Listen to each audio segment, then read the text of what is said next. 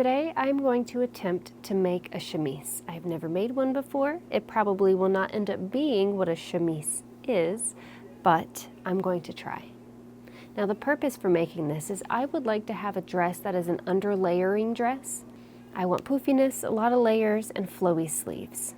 Now I have two dresses that I'm going to kind of draw the inspiration from and then make my own based off of them. Now this is the first dress.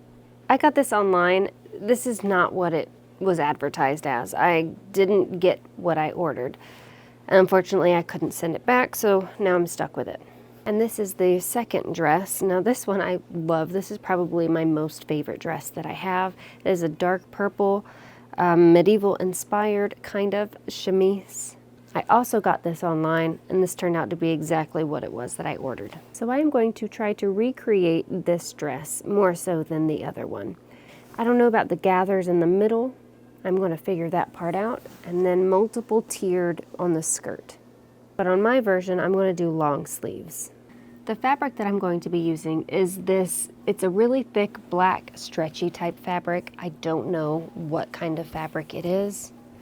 It is stretchy. I figured this would be a nice, thick, underlayering dress for wintertime, which is coming. So this may end up being the first dress of my fall and winter wardrobe this year. Now I'm going to figure out how to do this because I don't know, and I'm just gonna wing it.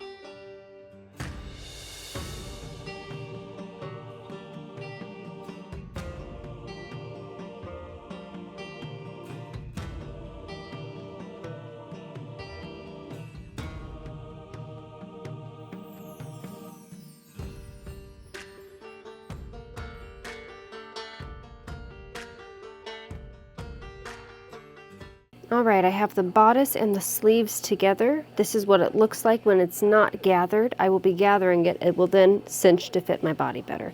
But right now it's just a really giant top with sleeves. Moving on from here to sewing the waistband, if you will, the middle part, and then adding all of the tiered layers on after that.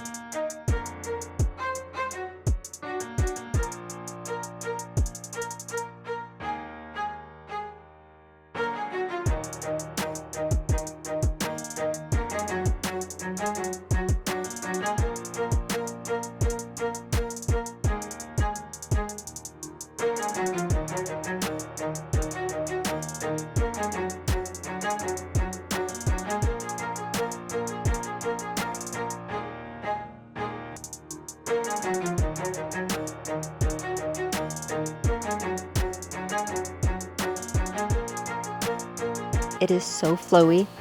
The pleats turned out to be pretty okay. There is not an inch of surface available on the skirt that is not covered in dog hair. That's a downer, but look how cute. I think what I might end up doing is adding a short ruffle to the bottom. It is finally time to do the top or the bodice of the dress. What I'm going to be doing first is turning it inside out. Now you can see here, I have the elastic that I already measured for the shoulders. And also here at the bottom, this is the top of the waist. The idea for this here is to scrunch it up, making it my size, because this is twice the size. We're looking for the good gathered bunching effect. Well, that's all I got, so I'm gonna get sewing.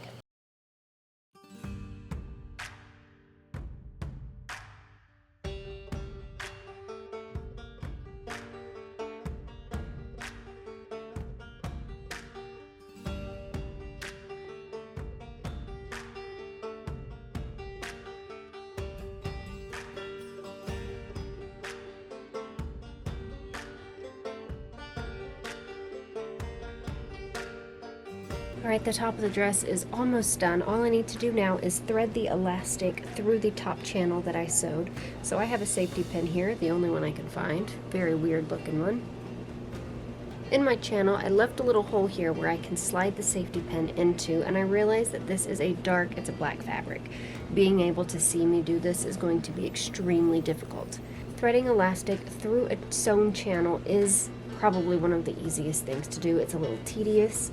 And then after a little while, my fingers are going to start hurting, but I only have 3 channels to do, so it shouldn't be so bad.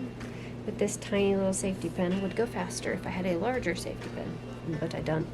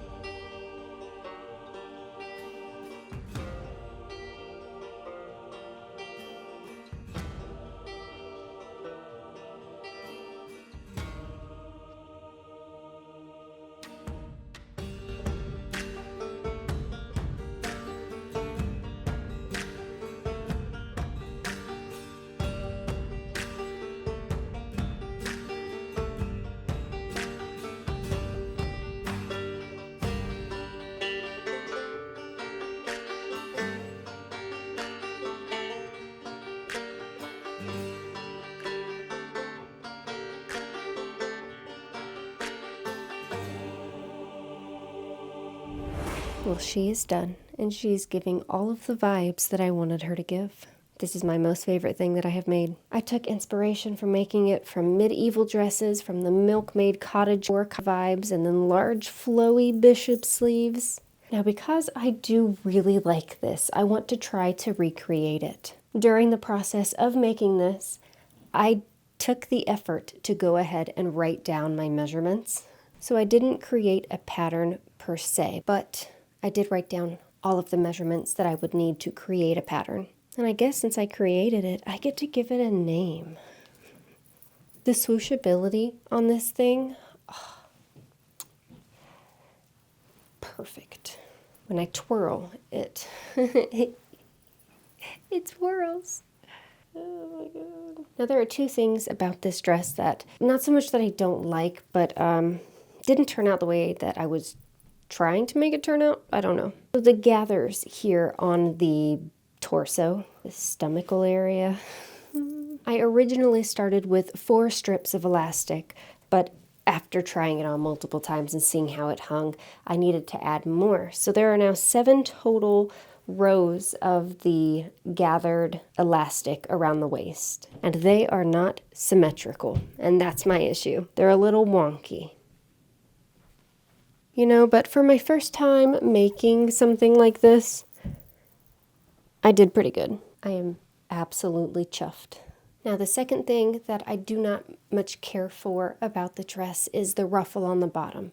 So when I was making it yesterday, there was a part of one of the tiers that was cut in about 2 inches, and I didn't notice that it was cut, so I had to cut 2 inches off of that tier. I'm pretty sure it was this first tier here. And because I did that, it made the dress fall 2 inches shorter than I wanted it to fall, so I made up a ruffle. And the ruffle finished is about 3.5 inches, so it's about 1.5 inches too long, even in high heels. So it is getting caught betwixt my legs when I'm walking, and I have stepped on it with the heel of my booty a couple of times. Also, it's kind of doing a sweepy thing across the floor, which isn't totally cool. I mean, like, it's beautiful, but like, I'm sweeping the floor when I walk and the bottom of the dress is getting dirty. Now let's talk about the things that I do like about this dress. Everything. I love everything about this dress. It's amazing. From your point of view, you just saw my face, but the bottom part of me was like,